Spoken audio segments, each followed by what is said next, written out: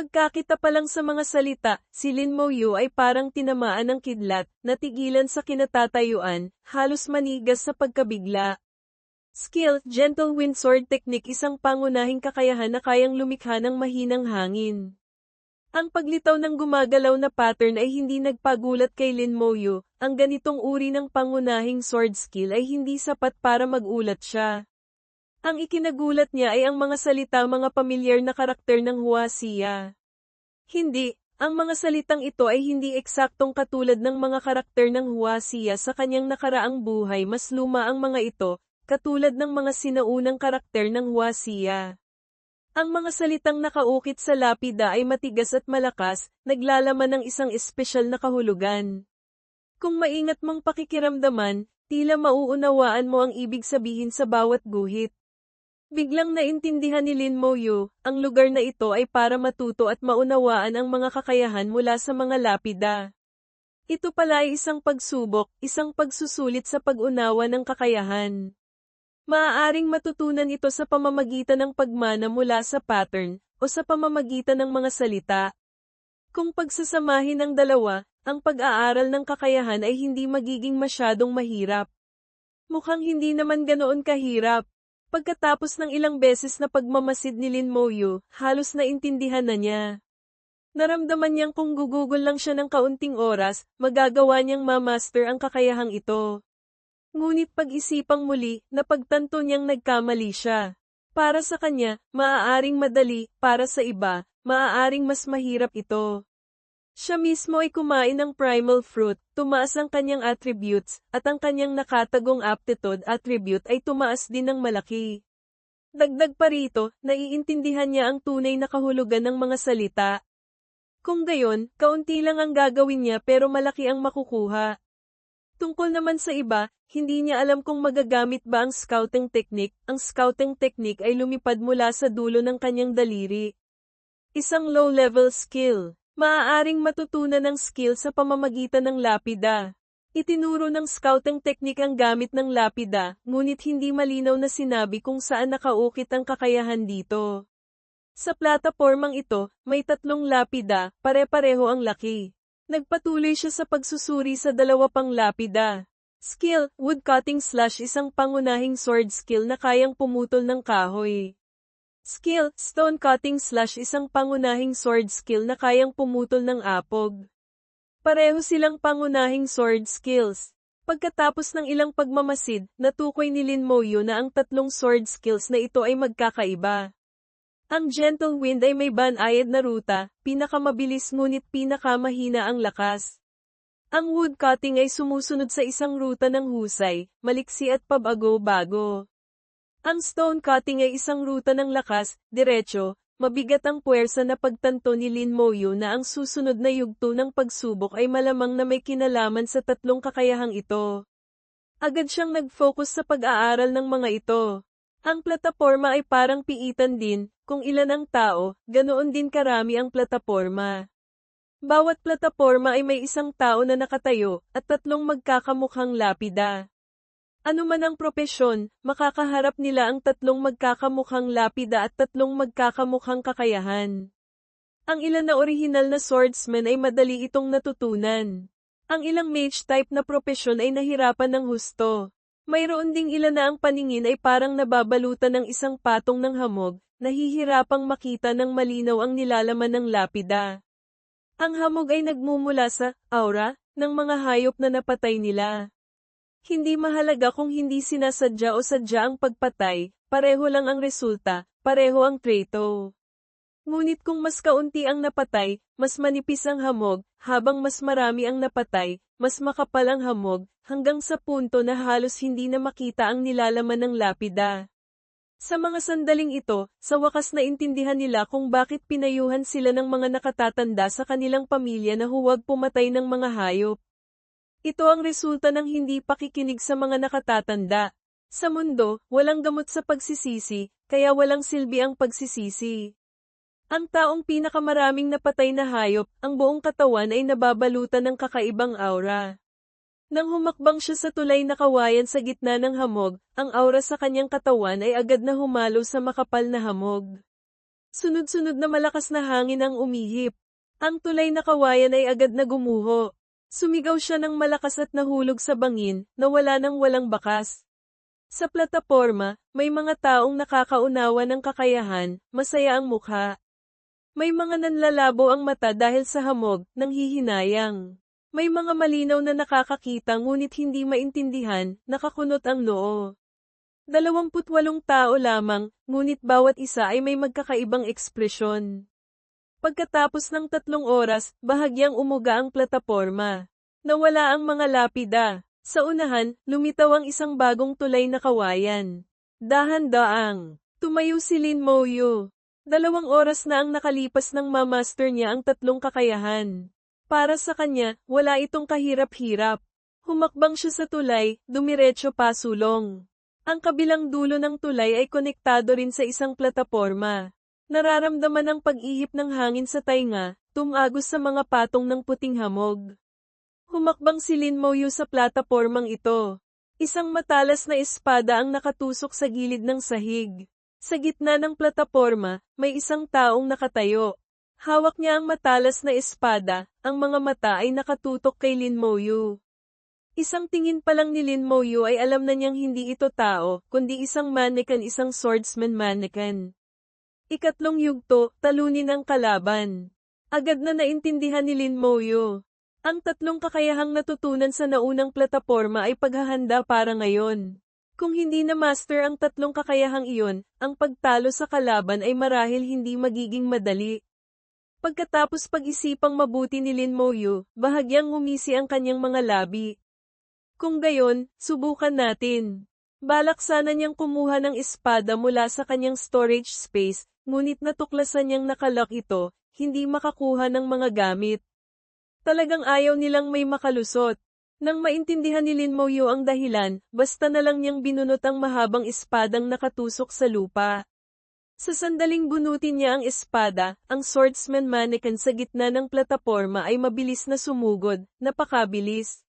Tiningnan ni Lin Moyu ang sumusugod na swordsman mannequin. Mula sa bilis nito, ang kanyang agility attribute ay dapat nasa pagitan ng 500 hanggang 700. Hindi mataas ang attributes, katumbas ng karamihan sa mga tao. Ngunit para sa akin, balewala ito. Sumugod ang swordsman mannequin sa harap ni Lin Moyu, hamampas ng isang espada. Skill, Gentle Wind Slash.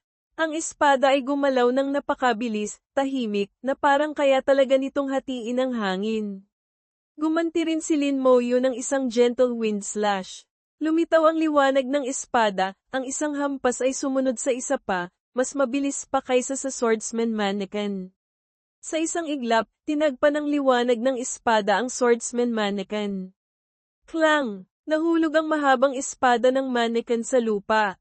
Ang buong mannequin ay nahati sa 5 piraso, pagkatapos ay naging isang sinag ng kakaibang aura at pumasok sa katawan ni Lin Moyu. Biglang tumaas ang kanyang attributes, bawat attribute ay tumaas ng 500. Hindi masyadong marami. Tila ang lahat ng attributes ng swordsman mannequin ay naidagdag sa kanya. Sa unahan ng plataporma, lumitaw muli ang isa pang tulay na kawayan. Ganoon lang kasimple. Hindi inaasahan ni Lin Moyu na hindi man lang kailangang magpalitan ng atake, isang espada lang ay tapos na. Ang susi rin ay dahil masyadong malakas ang kanyang attributes. Kahit sa lakas o bilis, lubos niyang nalalamangan ang kalaban. Dagdag pa ang paggamit ng parehong kakayahan, natural na madaling manalo. Ngunit kung ibang tao ito, marahil ay hindi ganoon kasimple. Sa ibang mga plataporma, nagpapatuloy pa rin ang mga labanan. Si Ling Yishan ay nakikipaglaban sa swordsman mannequin, ikaw ako, nakalimutan na ang lahat sa paligid.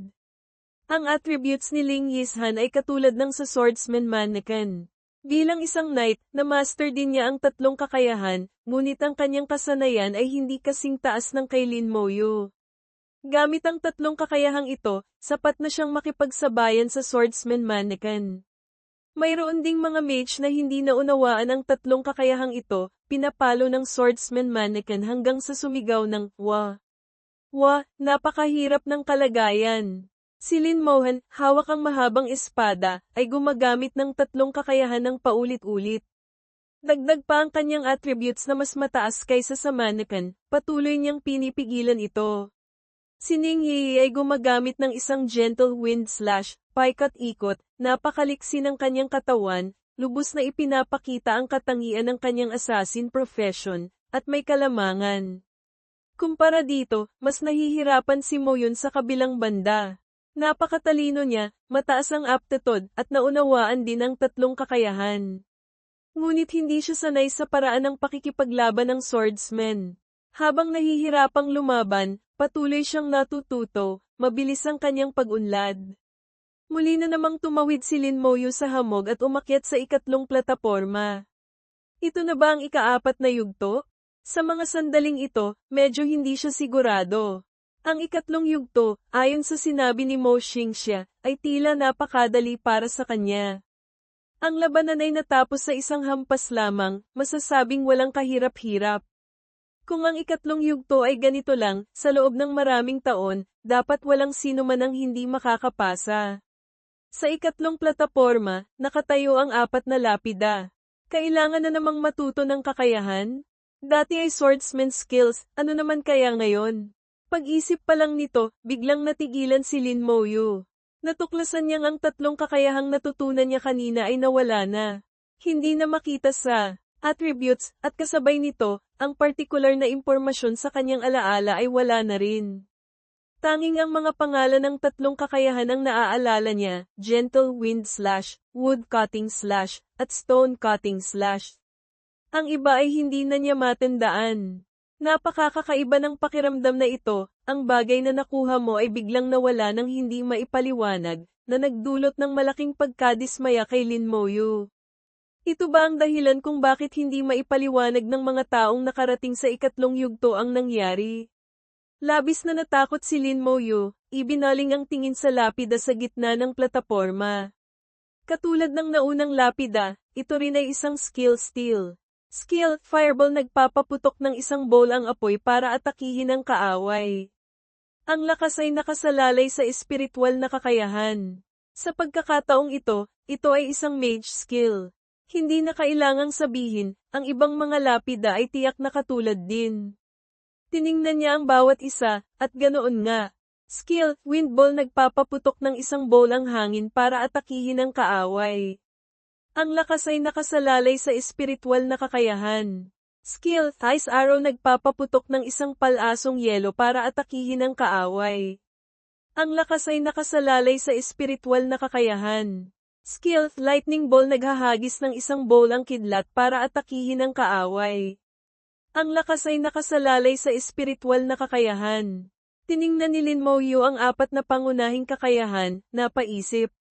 Una, kailangang matutunan ang tatlong pangunahing kakayahan ng swordsman, pagkatapos ay haharap sa isang swordsman mannequin na alam din ang tatlong kakayahang iyon. Ngayon, kailangang matutunan ang apat na pangunahing kakayahan ng mage, pagkatapos ay haharap sa isang kaaway na tiyak na isang mage mannequin din. Nang maintindihan ito, nagsimulang mag-aral si Lin Moyu, isa-isang tinitingnan ang mga lapida upang ma-master ang mga kakayahang ito. Ang mga kakayahang ito ay hindi mahirap para kay Lin Moyu, lalo na kapag may paliwanag na sinaunang karakter ng Huaxia, ang resulta ng pag-unawa ay mas bumuti pa. Sa loob lamang ng isang oras, lahat ng apat na kakayahan ay na-master na niya. Alam ni Lin Moyu na sa kanyang attributes, kasama ang kanyang pag-unawa sa paraan ng pakikipaglaban ng mga mage, tiyak na mananalo siya. Kaya sinubukan niya ang bawat kakayahan ng ilang beses. Sa mga ito, ang lightning ball ang pinakamabilis, pagkaputok pa lang ay tatama na agad sa kaaway, halos imposibleng maiwasan. Sumunod ang wind ball, may wind element ito, kaya hindi rin mabagal. Ang ice arrow at fireball ay medyo mas mabagal, ngunit ang ice arrow ay may freezing effect, na kayang pabagalin ng husto ang kaaway. Ang fireball ay may explosion effect, na kayang magdulot ng tuloy-tuloy na pinsala. Bawat kakayahan ay may kanya-kanyang katangian. Palagi itong nasa isipan ni Lin Moyu. Sa wakas, may mga taong tulad ni Lang, na umakyat sa kanilang sariling ikatlong plataporma. Nagsimula na rin silang matuto ng mga bagong kakayahan. Sa pagkakataong ito, ang mga warrior naman ang umaray. Pinapaaral sila ng mga mage skills. Ang ilang mga mage na hirap makapasa kanina ay naging mas excited. Ang mga mage skills ang kanilang larangan. Pagkatapos ng 4 na oras, lahat ng plataporma at lapida ay sabay-sabay na nawala. Sa unahan, muling lumitaw ang tulay na kawayan. May sumigaw, bakit ang bilis? Malinaw na wala pang 2 oras akong nag-aaral.